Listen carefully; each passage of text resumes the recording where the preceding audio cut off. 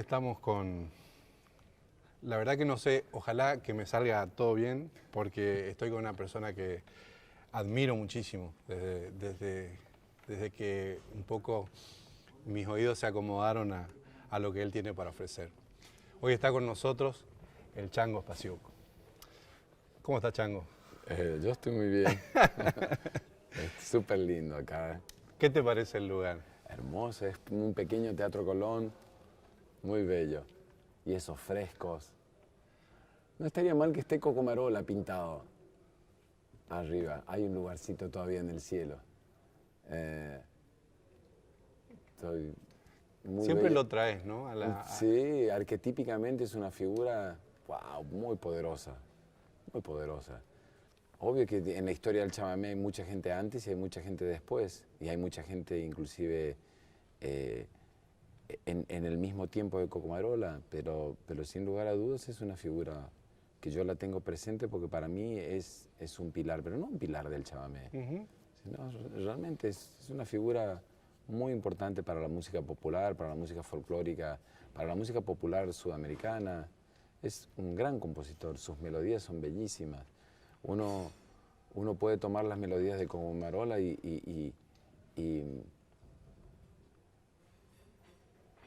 encararlas desde un montón de herramientas. O sea, no solamente del aspecto tradicional. Me imagino Cocomarola tocado por un quinteto de jazz, o me imagino Cocomarola tocado por otro tipo de ensambles estéticos totalmente ajenos a la tradición del chamamé, y funcionaría en el sentido de como música, pues sonaría muy bien. ¿Y por qué sonaría muy bien? Porque ahí hay un gran compositor. Esto no es la primera vez que respondes esta pregunta, pero Horacio Eugenio, digamos que la gente te conoce como Chango, ese es tu nombre. ¿Quién es Horacio Eugenio Spasiuk? Bueno, ¿quién soy? Que la gran pregunta. ¿Quién es? No. El misterio más grande por descubrir es el hombre mismo, decía un gran pensador. Pero no, Horacio me puso mi mamá y mi papá en el documento. Mi padrino de bautismo era un médico jujeño, el médico del pueblo, el doctor Abraham. Y mi padre era el carpintero, era uno de los carpinteros del pueblo, el doctor Abraham era su cliente. Entonces, de los 6 hermanos que somos, yo soy el más chico, y cuando nací yo, el doctor Abraham fue mi padrino de bautismo, y el doctor a mí no me decía Horacio, ni me llamaba por Eugenio, ni por Horacio, sino que me decía Chango. ¿Dónde está el changuito? ¿Dónde está mi changuito? Es como si dijera, ¿dónde está mi gurí? Claro. Pero claro. Gurí, todo el mundo sabía que Gurí era la gurizada, y Chango, bueno, en que en realidad estaba tratando de decir Gurí también, ¿dónde está mi Gurí? Pero de la zona de donde él viene, de Jujuy, Claro. a los niños se le dicen changuitos. Chango. Entonces, ¿dónde está mi changuito? Chango, y quedó Chango, por eso es Chango nada más, no el Chango, como después se llaman grandes figuras de la música folclórica, el Chango Nieto, el Chango Farías Gómez. A mí, yo soy Chango nada más a secas, porque así es como me llamaron desde niño. Y además, ¿quién soy yo? Yo soy el hijo de un carpintero. ¿Tu mamá qué hacía? Mi mamá era ama de casa. Ambos eran nacidos en la chacra, y ambos abuelos míos eran inmigrantes de Ucrania. Y después se vinieron a vivir al pueblo. Mi papá con sus otros 2 hermanos, Marcos, Demetrio, hicieron una carpintería, hicieron un galpón, construyeron la carpintería, el galpón, y después fueron construyendo la casa de cada uno alrededor de esa carpintería. Y ahí en ese contexto yo nací.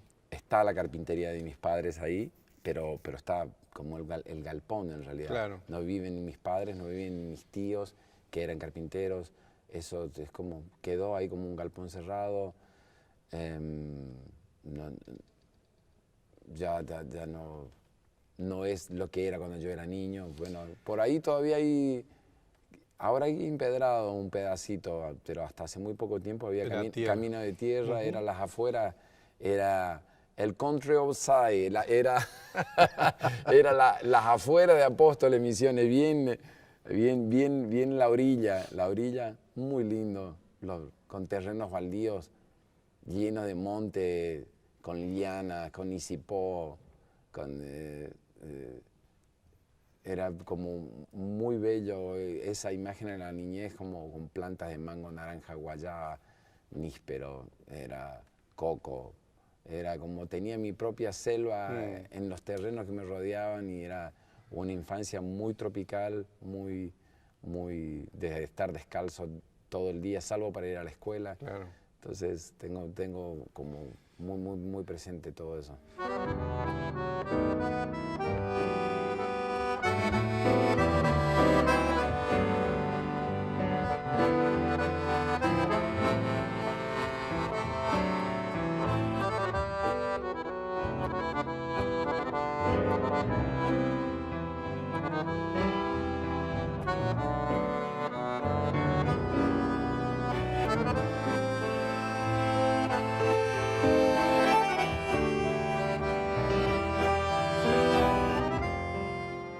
De hecho, vos hiciste como un largo camino y ya entrando a tu música, hiciste como y en lo que sos, digamos, en lo que uno advierte, de lo que escucha, de lo que ve.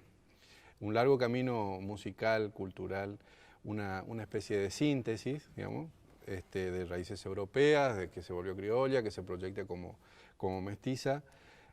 Digamos que el Chango Spasiuk es como la personificación de un sincretismo, y esto me lo permito, ¿no? De alto vuelo, lírico y técnico. Ahora, ¿vos qué pensás, vos qué pensás de eso, digamos? ¿Cómo definirías vos tu propio devenir, digamos? Es como...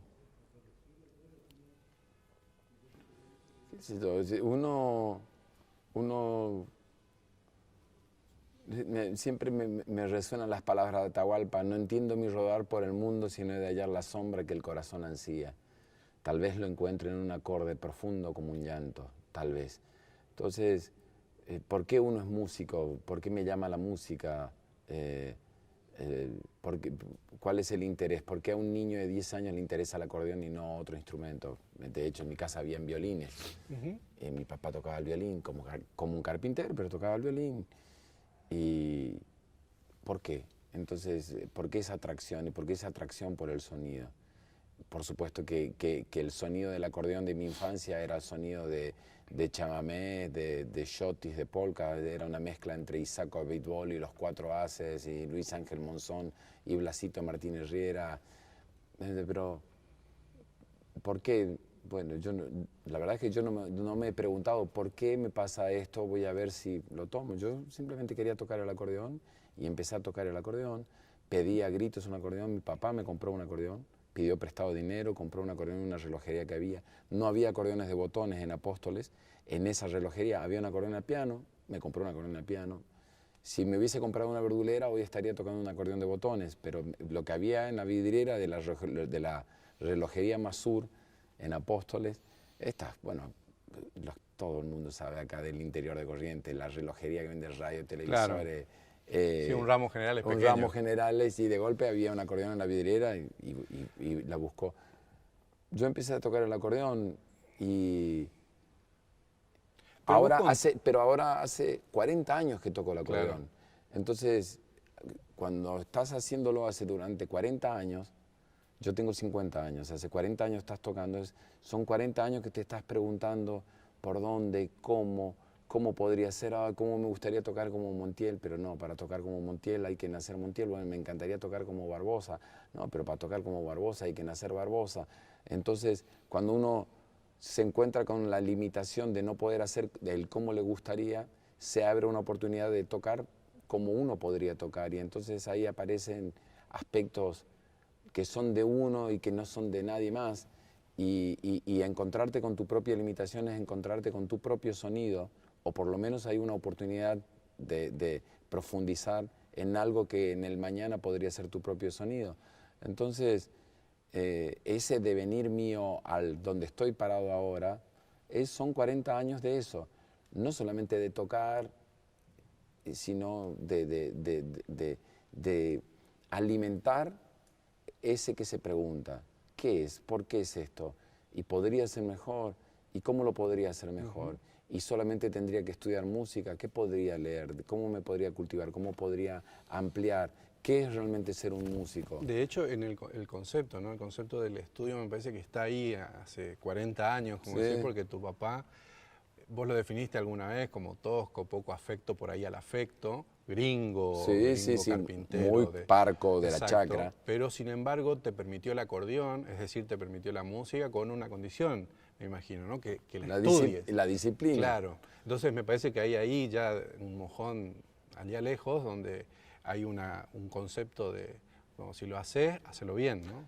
Mi casa era muy simple, muy sencilla, no había hambre, pero sí hambre en el sentido de que no sobraba absolutamente nada. Entonces, si ibas a hacer algo, lo hacías como total. Y entonces yo lo empecé a hacer total.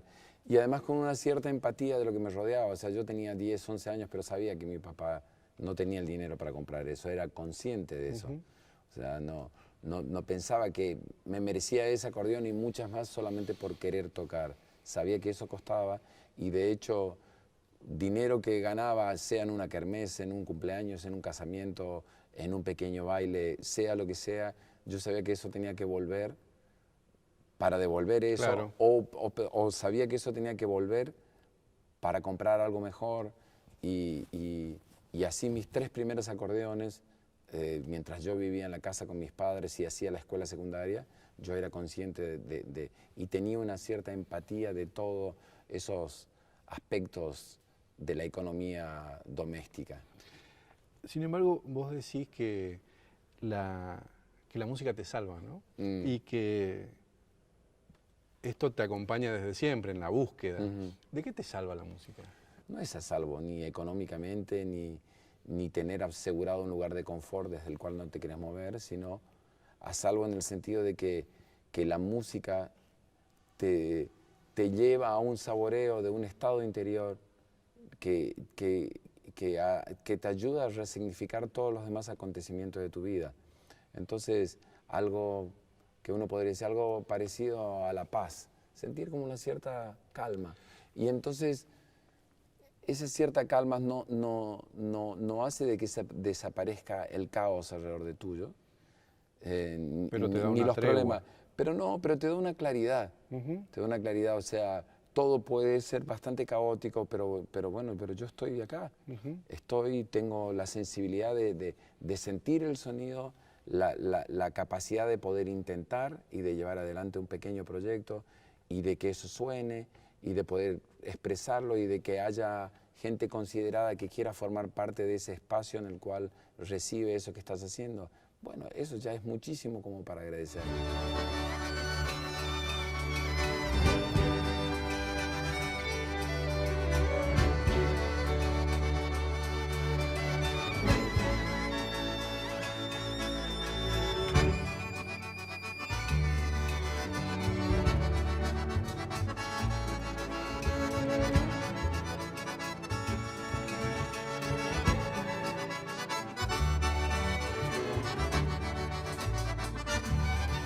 De hecho, ese ensimismamiento en tu música hace que también no solamente entre por el oído, sino que también entre por la vista, ¿no? Porque vos como que miras para adentro, para arriba, abrís la boca.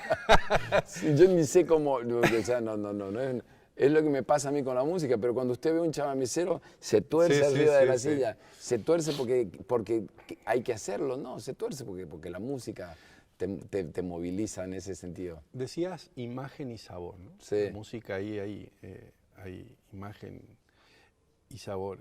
Y una vez en una entrevista dijiste, además yendo al chamamé, particularmente el chamamé es comida, ¿no? ¿Cómo se come el chamamé hoy? ¿Qué gusto tiene el Usted chamamé? quiere que yo lleve todo a palabras. Uno trata de decir con palabras algo que no se puede decir con palabras, pero yo torpemente trato de usar el lenguaje para hablar de algo que no se puede hablar. O sea, cuando uno trata de hablar de la música es como que si querés hablar conceptualmente siempre te quedás, o analizar conceptualmente siempre te quedás en la superficie de la música, porque la música es una experiencia. Pero bueno, a veces la metáfora ayuda, es como una comida. Claro. Digo, es como una comida rica, como O sea, da la sensación de comer algo cuando tenés hambre. Cuando ese es alimento, es un alimento anímico, emocional, es una cosa muy, muy completa y necesaria para uno, como cuando Nietzsche dice, la vida sería un error si no existiera la música o sin música. Entonces, como la carencia que tendríamos sin música, sea la que sea.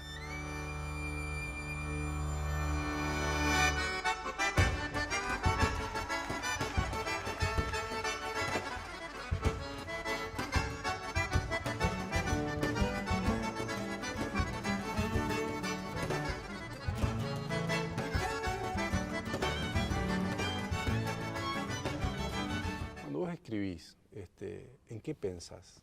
¿Quiénes son dónde te inspirás? ¿Con quiénes te inspirás?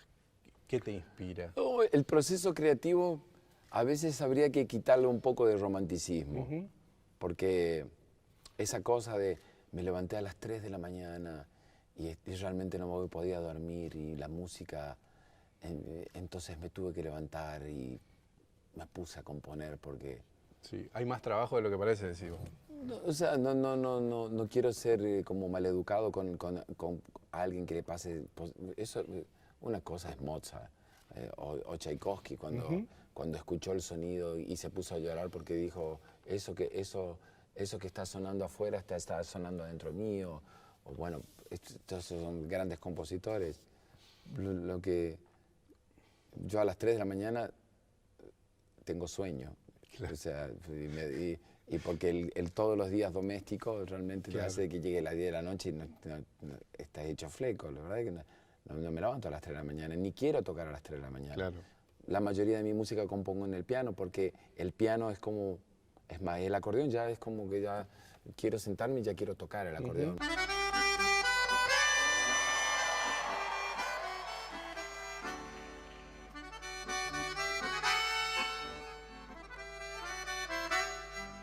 Pero con el piano es como garabatear en un papel en blanco. Entonces, y busco acordes. Entonces, no estoy pensando en la tierra colorada o en mis padres. No estoy haciendo un acorde y digo, mi padre, mi madre. En realidad, todo, mi padre, mi madre, la tierra, la provincia, lo que uno ha vivido, está con ahí. Uno.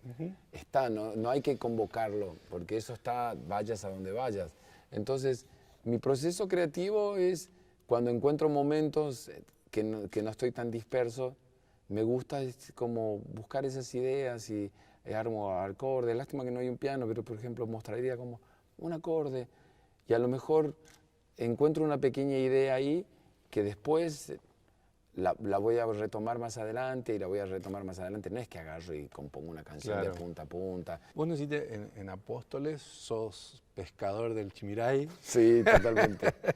También he ido a pescar al Uruguay, a Garruchos y he ido a bailar ahí a la pista de los hermanos Franco, la pista del Paraíso, sí, he pescado y pescador de laguna. ¿Ah, sí? Y de tararira, porque mi padre tenía algunos clientes estancieros y hacía como cosas ahí de Urunday para las vacas y todas esas cosas y nos largaban en una laguna ahí para tirar lineadas y sacar tarariras. Decías descendiente de ucranianos, de gente de europeos pobres que vinieron a hacer la América y muchas veces no alcanzaron más que a ver campo arrasado, ¿no? Exactamente, sí, es buena imagen esa. ¿Qué te pasa con eso, digamos? ¿Te queda alguna deuda con ese pasado que quijotescamente uno pretende curar o están todas curadas esas deudas? No. Uno podría hacer una cosa, podría hacer otra, pero a mí no me genera conflicto el lugar donde nací y todas estas cosas. O sea, no es que digo, me hubiese gustado otra cosa. Claro. No. Seguime, y corregime, ¿no? Pero seguime este razonamiento. Es decir, en términos antropológicos, podríamos decir que el chamamé es un sonido de síntesis, ¿no? De ese sincretismo, el chamamé obtiene formas polirrítmicas, complejas. En términos técnicos, o de registro musical, no sé muy bien cómo sería, el chamamé se estructura en tono y dominante, te escuché decir alguna vez, corregime, y en términos líricos es un tejido, y esto como forma me parece muy poderoso, es un tejido sonoro asociado al paisaje, muy fuertemente asociado al paisaje, y sumado todo eso adquiere una hermosísima complejidad que termina en lo que conocemos como chamamé, y que esto se engancha con lo que decías antes, una música que por desconocimiento, por ignorancia de cierta gente, es como que ha sido tenida de menos, ¿no? Tenida en un rincón. ¿Crees que hay en estos años hay como una venganza, digamos, un devenir glorioso de la música que se está reivindicando? Lo que hizo usted es como un análisis, un pequeño análisis que plantea como la formación de cualquier tipo de música folclórica. Y el chamamé es una de ellas, en la cual convergen muchos elementos, lo barroco, los jesuitas, los pueblos originarios, lo criollo, el inmigrante que trae el acordeón. Es como, son un montón de texturas que se van sumando a lo largo del tiempo y que después empieza como a condensar eso y a definir, y con grandes artistas, con grandes compositores. Y por eso decía lo de Coco Marola, y de golpe esa generación y esos músicos contemporáneos a Coco Marola, como Montiel, como Isaco, como Blas Martínez Riera o como Tarragó y muchos más, de golpe empiezan a definir esos elementos y a dejar formas muy claras en términos estéticos como punto de partida y lo que uno llamaría la tradición. Entonces, lo otro es por qué algunas músicas se expresaron más y otras menos, por qué algunas tuvieron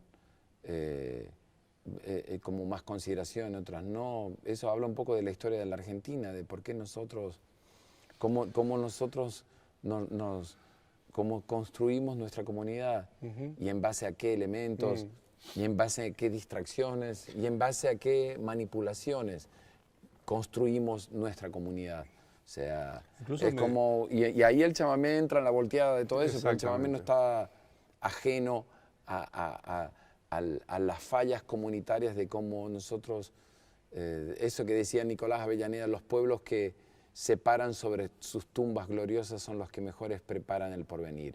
Bueno, evidentemente nosotros deberíamos leer mejor nuestra historia y resignificar esos elementos y ponerlos en valor y de alguna manera. También hace poco había leído un libro escrito aquí en Corrientes, uno de ellos es el Topo Subieta, me había dado el libro, y digo, como que había el desarrollo del chamamé como fuera de Corrientes, porque empezó con el provinciano que emigró a Buenos Aires y que en un momento del desarrollo de la industria del disco estaba ahí y como conectado a la industria de la música paraguaya, y como después es como que entró el chamamé, porque también hay un desarrollo comercial. Claro.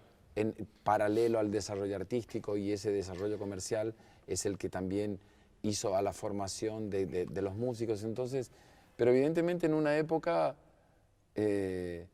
como que quedó algo que yo dije algunas veces y algunas personas no entendieron, como que quedó atrapada en algunos clichés. Cliché de como una música de campesinos, de cabecita negra, periférica. Llegó un momento que en la industria habían discos de música folclórica y discos de chamamé, como si el chamamé no fuese una música folclórica. Claro. O sea, todo como de una ignorancia, pero cliché que hasta el mismo Ernesto Montiel quiso correrse. ¿Por qué se vestía como se vestía? Ves una tapa de disco de Ernesto Montiel, es una pulcritud. Yo soy un mamarracho de cómo estoy vestido al lado de él. Su pelo peinado a la gomina, perfecto, Coco Marola con saco, con corbata, grababan con camisa, con corbata, con una delicadeza, tratando de correrse del cliché. Claro.